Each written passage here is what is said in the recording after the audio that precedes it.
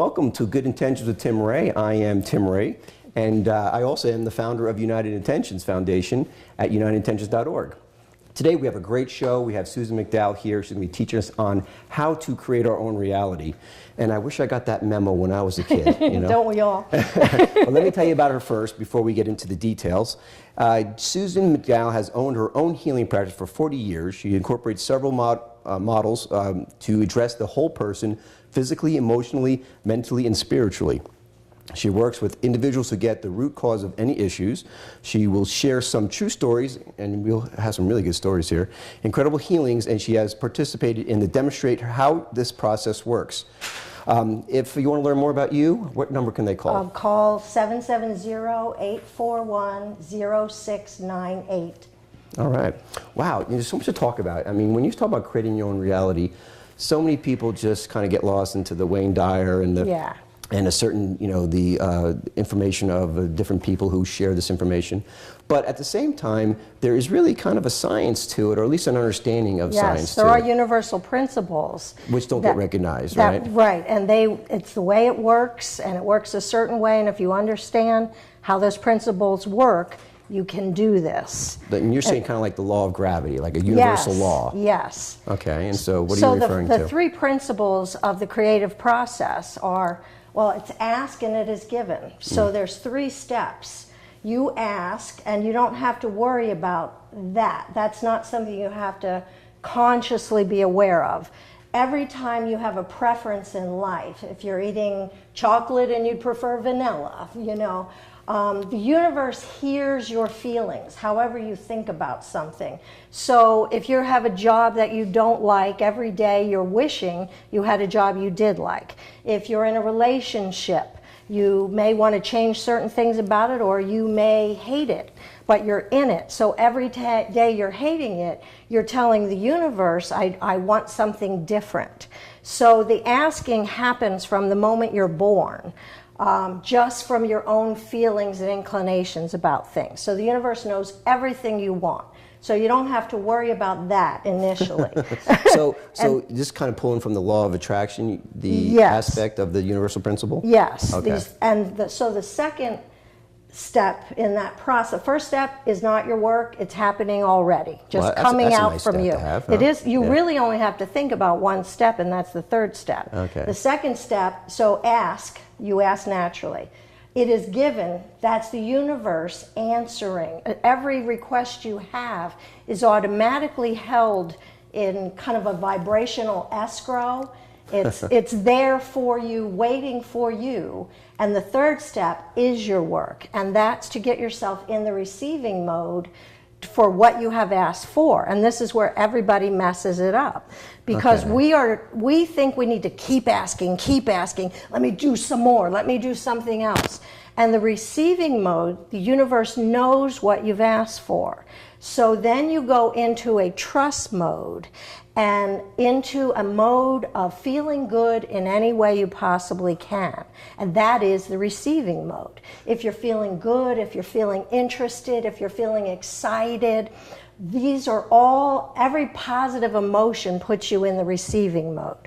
But it must be real. So if you're after it and on it, it can't get to you, because you're telling the universe, I don't have it, I don't have it, I don't have it. I need it. Yeah, I need it, I want it, I need it, I want it.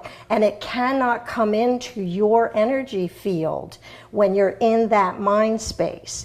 And that's the hardest part for people, is staying in the receiving mode and not getting worried and anxious and all of that. You would think that the third rule there, the third part would be the easiest, because it's at the receiving. Feel good. Right? Yeah. But the giving and receiving cycle is probably another universal principle, right? Receiving and circle of receiving, giving. But the receiving part is a challenge, is because of allowing versus wanting or forcing. Forcing, making it happen. Right. Allowing today is one of the hardest things for people to do. Yeah. We've been taught that, especially in America, to make it happen. You know, don't ever sit idle. You know, and that's a great emotion, Susan. When we get back from our first break, that's a great emotion we could talk about, because I know you're very familiar with the emotional guidance scale. Yes. And I think when we get back from break, we could talk a little bit about where does allow fall on there, where does desperation fall on there, and so on. Yeah, and we want to teach you what the emotional guidance scale is and how to use it to do just this. We'll be right back with Susan McDowell of The Magic Touch. Thank you. What if you could have whatever you desired with a simple thought? Wishful thinking? Science has proven that thoughts can change our reality. Join the movement and be part of an interactive virtual community that helps you take control of your life through the power of intentions. My name is Tim Ray, founder of the United Intentions Foundation at unitedintentions.org. Do you realize that this world is in a crisis? But not a crisis of what you would think when you're watching the evening news, but more so a crisis of perception. And what do I mean by that? That it's how we perceive things is what creates our experience. For example, say that you're about to have a baby and you think this is the most wonderful, exciting time in your life. However, your partner thinks it's the worst time of his life. So it's the same experience, right? You're both having a baby, but you have two different beliefs. So remember, this most importantly, is that from these beliefs, from these perceptions comes our actions, our choices, and our decisions that affect what and create what we experience next. So think about that for a second. It's not so much that our thoughts just create our reality, but it's our perceptions that create our experience.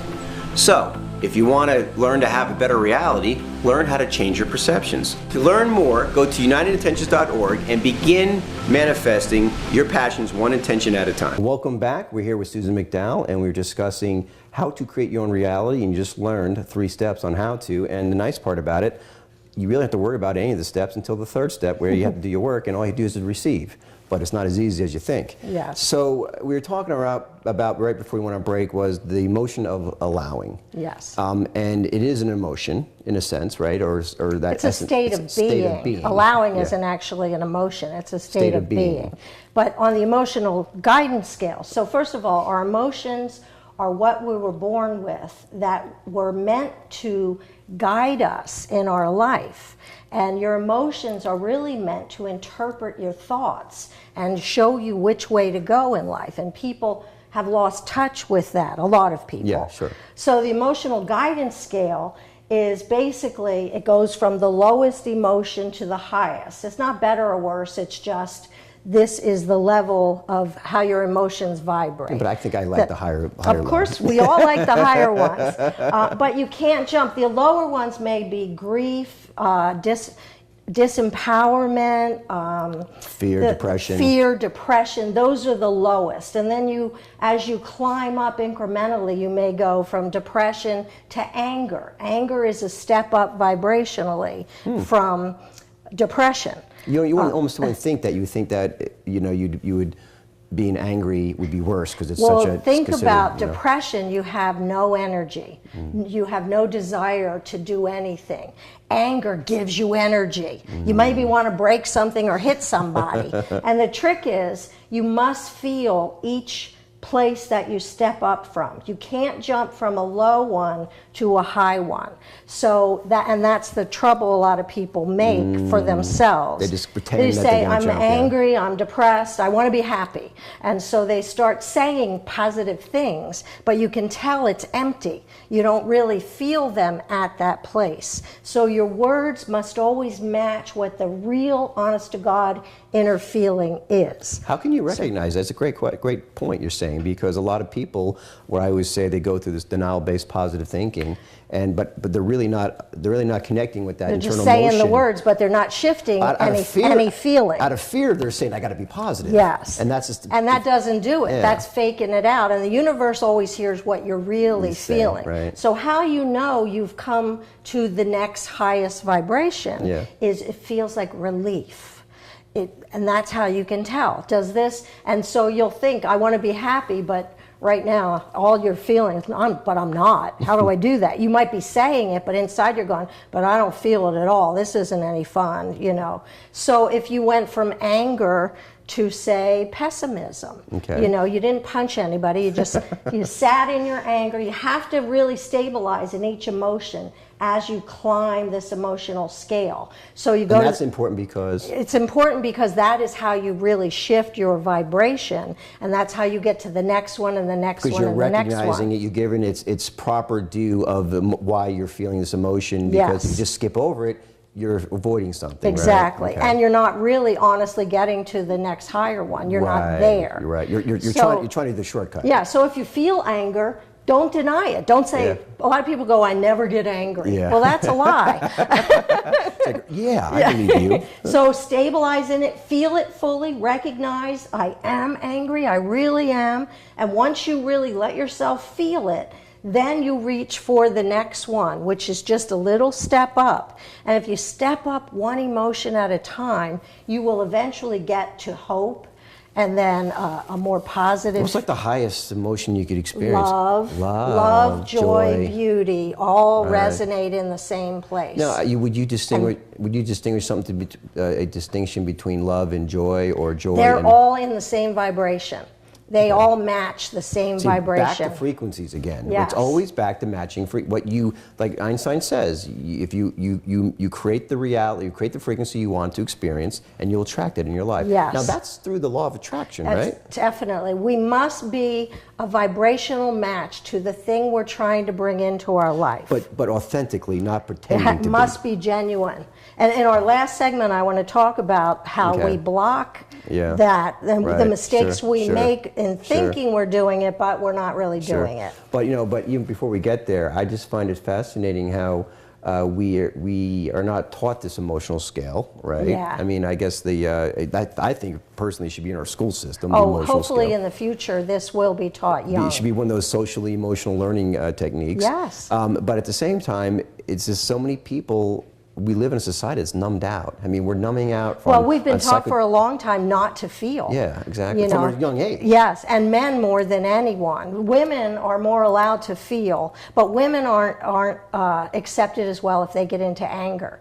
Women tend to turn anger into crying and sorrow, and they deny their anger. Right. Men tend to turn their emotions into anger and skip over their sorrow and their grief and their sadness, because it's more acceptable. You look more like a man when you're angry. Don't cry. And they're taught, be a man from early on. So it takes a lot of getting through those old belief systems to be able to actually begin to feel again. Well, that's fascinating, because a lot of people, men and women, are just confused these days of feelings and what not to feel and what to feel. And if you were just able to understand how, if you could stay in that feeling and not run away from it, and to soak yourself and not live there, but dwell there for the period of time where you go, you know what, I don't want to feel depressed anymore. And if you don't want to repress your feelings, you must feel them. Once you feel them, they will leave your body. But every time you deny a feeling, it goes in. And it goes in and in and in, and then we get sick. And this is how we get every illness we get, is from denying a part of ourselves. We talked in the last segment about emotions and how it affects our physical health. But when we get back from this this next break, let's talk about what are the obstacles. Yes. What is holding us back from getting to that point where we truly attract what we want and Yes. create. All right? We'll be right back with Susan McDowell from The Magic Touch. What if you could have whatever you desired with a simple thought? Wishful thinking? Science has proven that thoughts can change our reality.